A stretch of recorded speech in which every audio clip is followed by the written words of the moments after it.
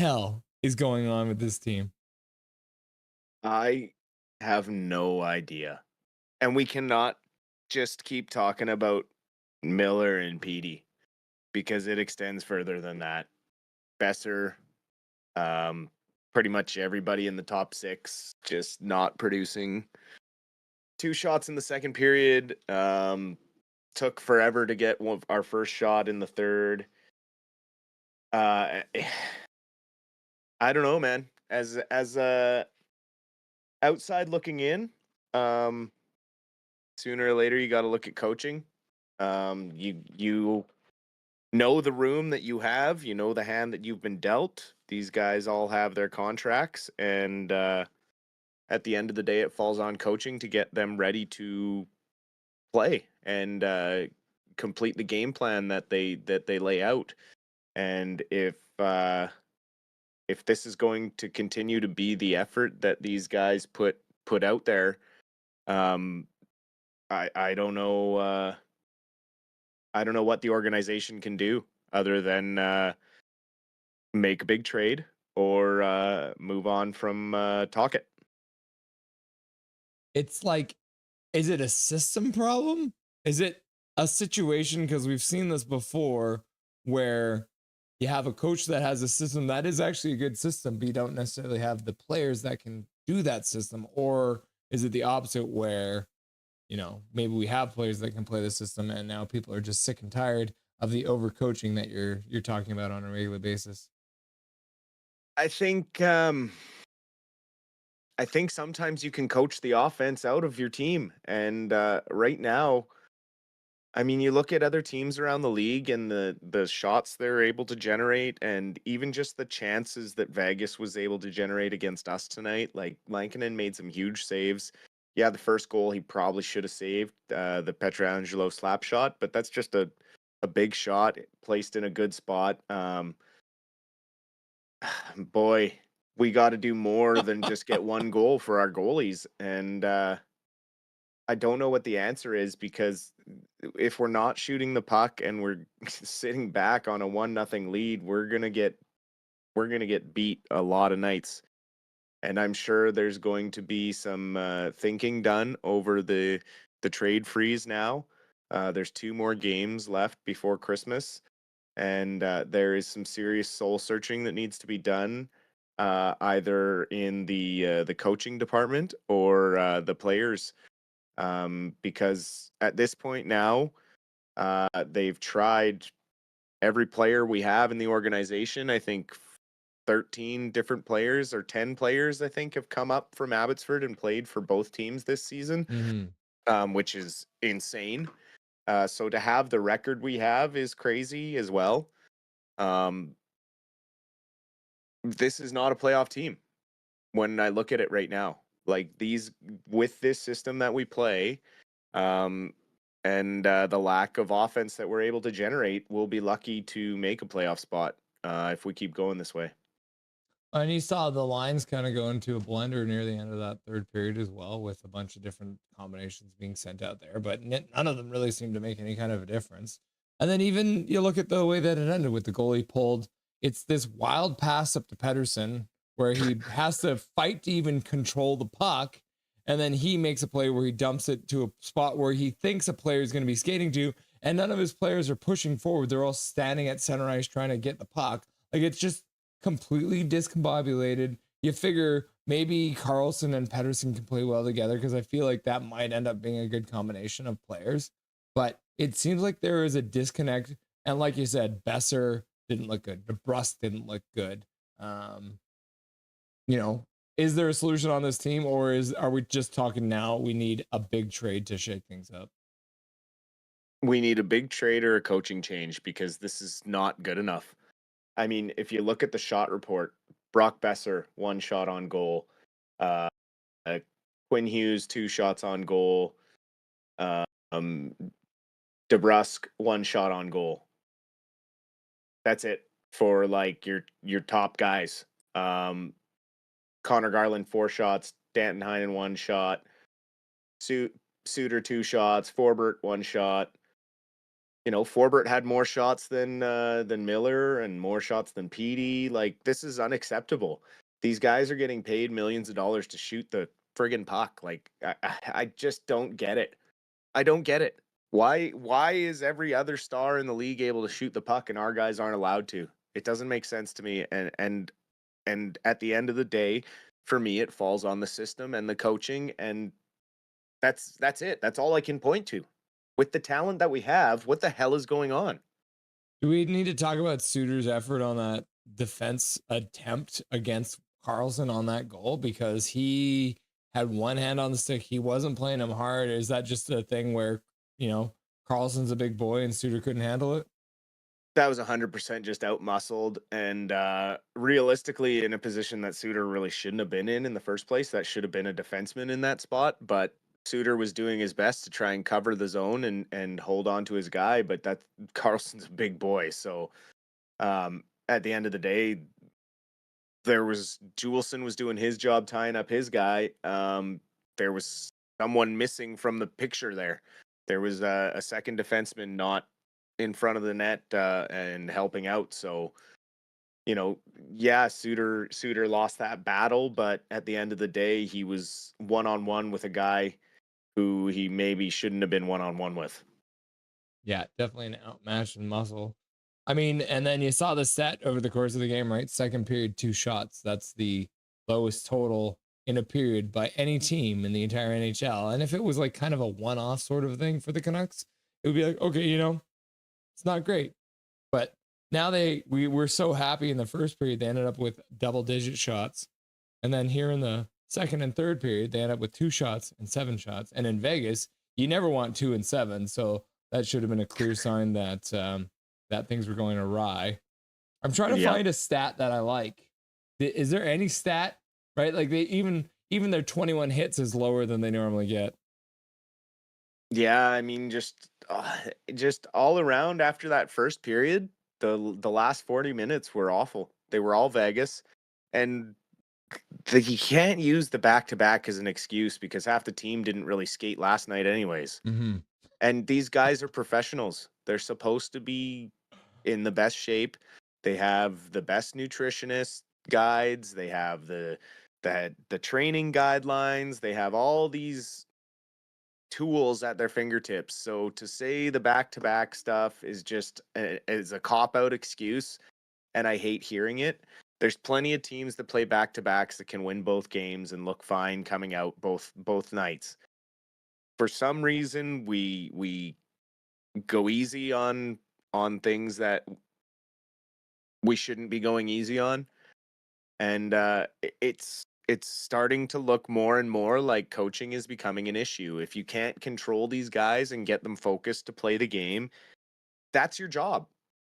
And you can do the game plan as much as you want, but if you guys aren't going out and executing it, and you're not calling a timeout to be like, what the hell, guys, we have a game plan, and you're just kind of letting them fly by night, I don't know. I don't know how long I can put up with that as an owner or a general manager.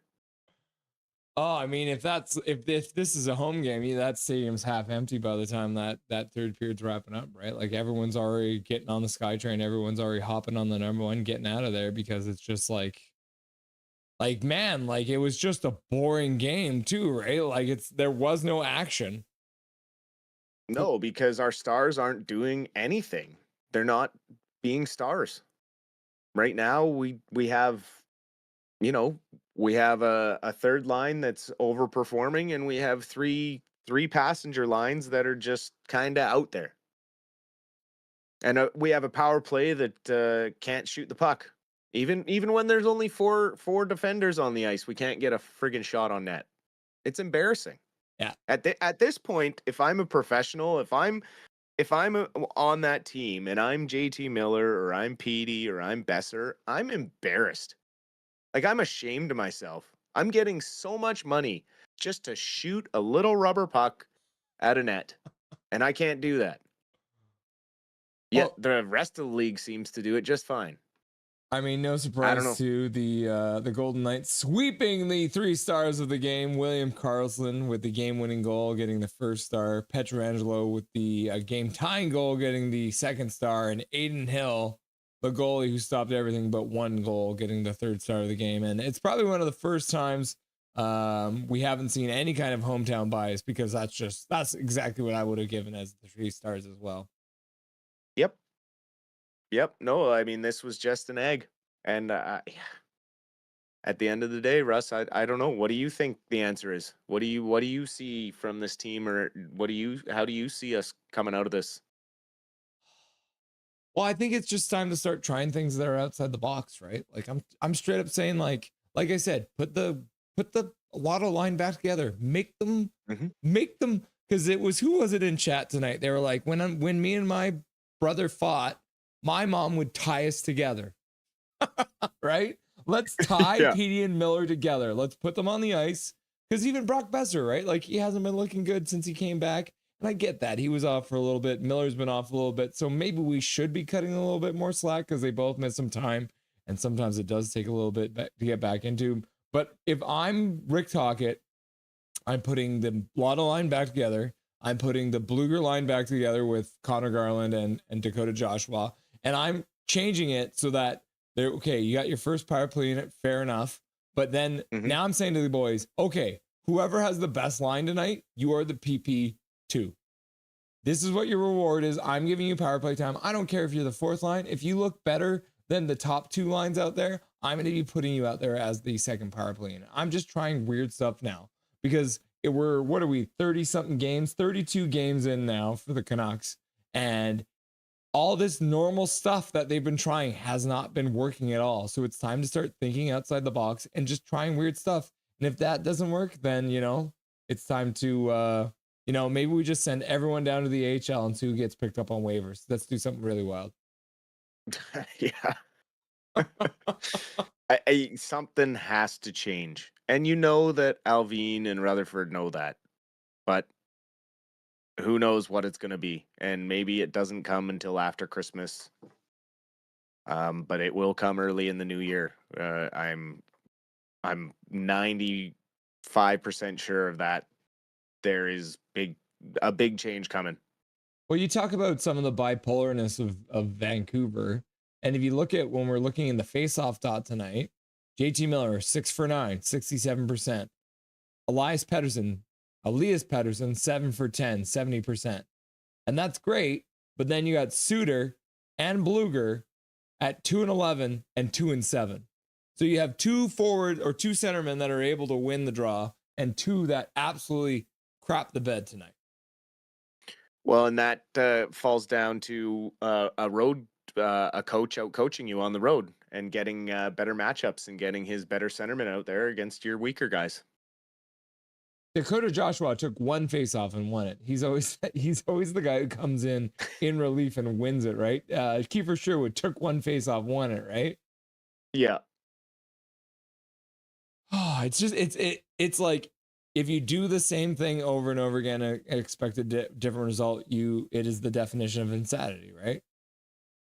Yep. And it just at this point feels like, where is the change? What is the actual change that Tocchet is making in his coaching or in his structure to make a difference?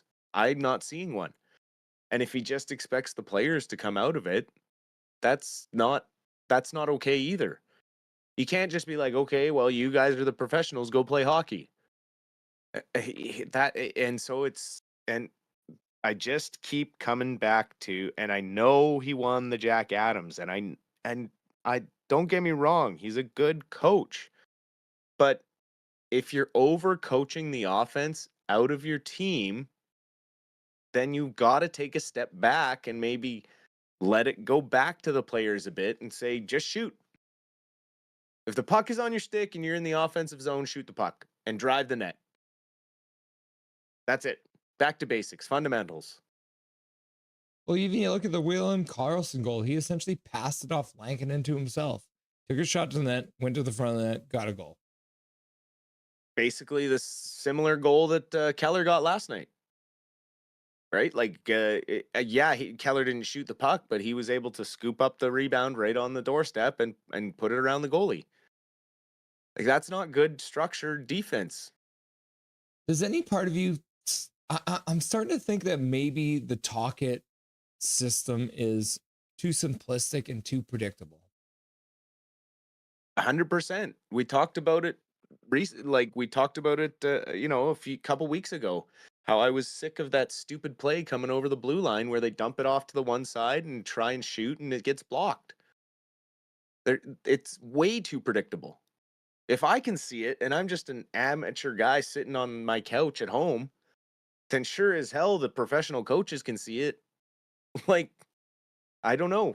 Just other teams are more prepared to play against us. They shut us down and we struggle and fight. And then when we play desperate and get out of our system and have to kind of run and gun, then we start to become a successful team. We start to get shots through and get some goals, and that's when we come from behind and win games. But it's not okay to play that way all the time. You can't always be fighting from behind and playing desperate that way. Why can't we learn to play desperate hockey when we're just starting a game? If you were to count off the top of your head, how many times would you say the Canucks have played a full 60 minutes this season? Once. Once? One game. Well, 2 games. 2 games. 32 games in, and they've played 2 complete games. Yep. Their record is very lucky.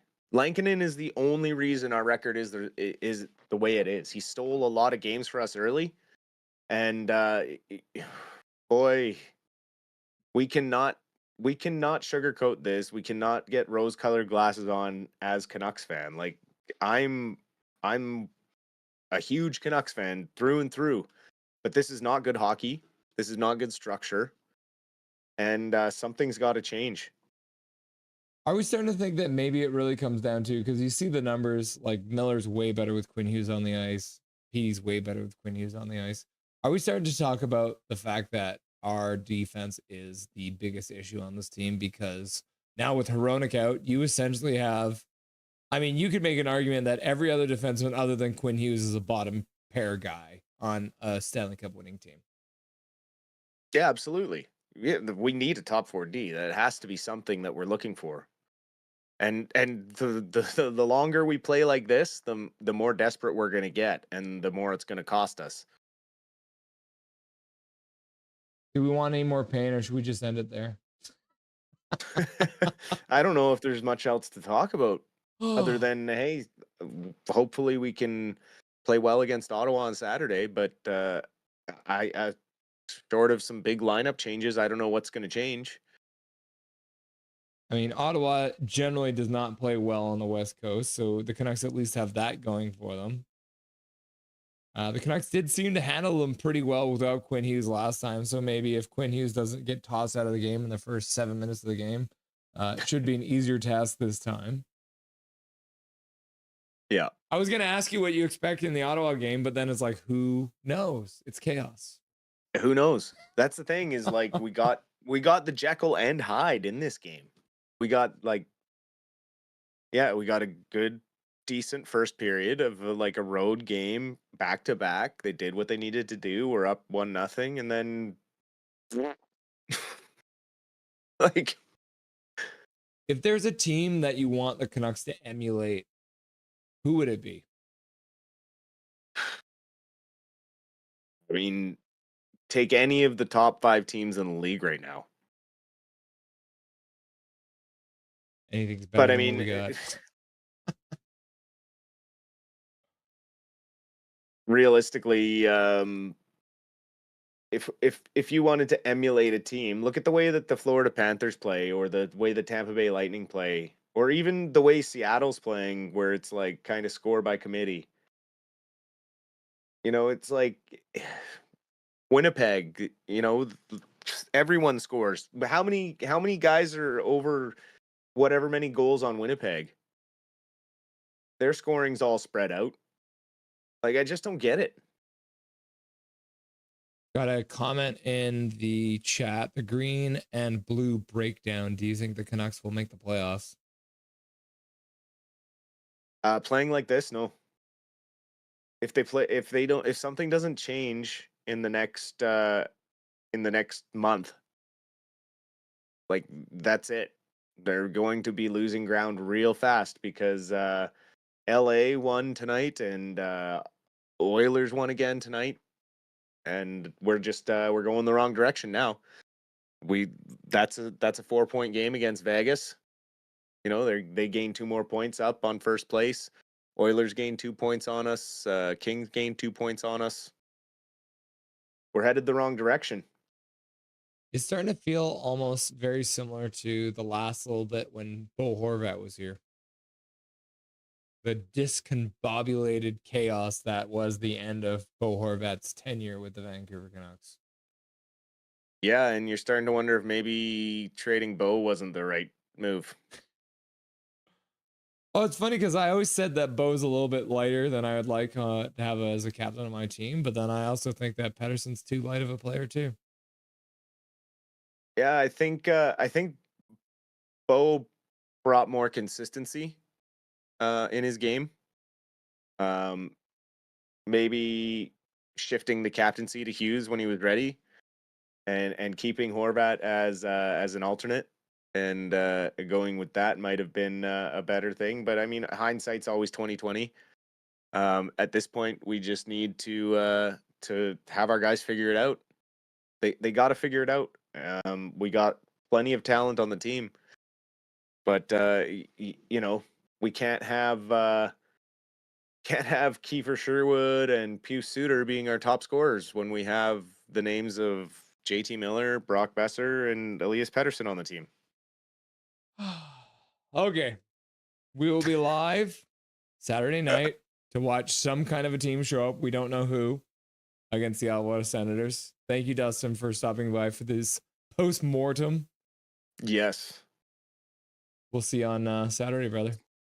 Absolutely. It's my pleasure as always. Win or lose, buddy. It's always good to be here with you. Nothing is perfect.